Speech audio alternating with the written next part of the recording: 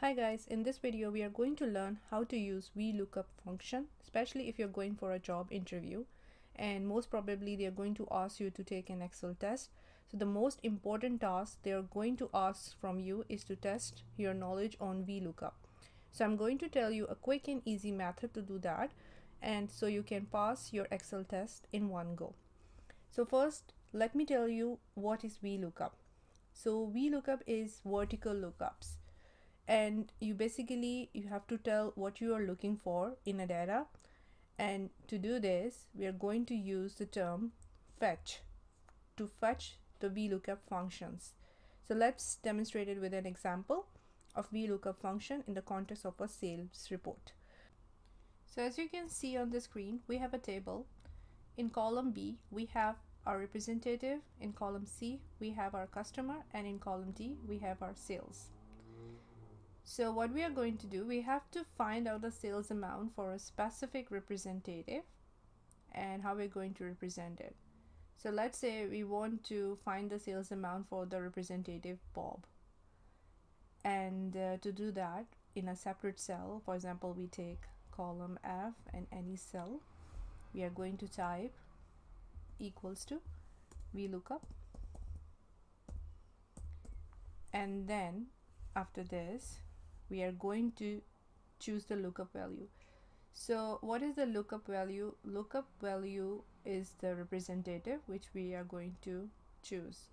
For example, in column B, if we are choosing Bob as a representative, we are going to choose lookup value B9 because Bob is at column B9 in row 9.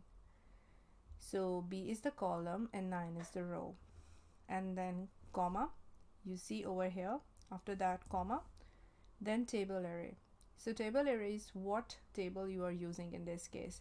So we are using this whole table, so we are going to select this table. So the table you can see, so this is the table array. Then after this comma, now column index number. So what is column index number? This is the number of columns in the table. So as you can see, we have 3 columns in the table, B, C and D. So we're going to type 3 over here, and then we have the approximate and the exact match. So the next thing we are going to do is to see the range lookup.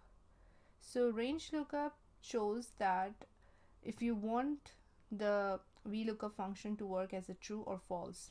So true represent the approximate match and false represent the true match. So we want to do the exact match, so that's why we are going to select false, and to do that we are going to double click on false, and once we do that we just press enter. So as you can see, it shows us 7200. So 7200 means Bob has done sales of 7200. If we change the figure over here, make it 800, you see it changes over here as well. So this is how you do the VlOOKUP function in Excel, and it is the best way to represent data if you change the sales figure over here as well. So let me know in the comment section if you like this video, and do not forget to subscribe my channel for more valuable content on Excel.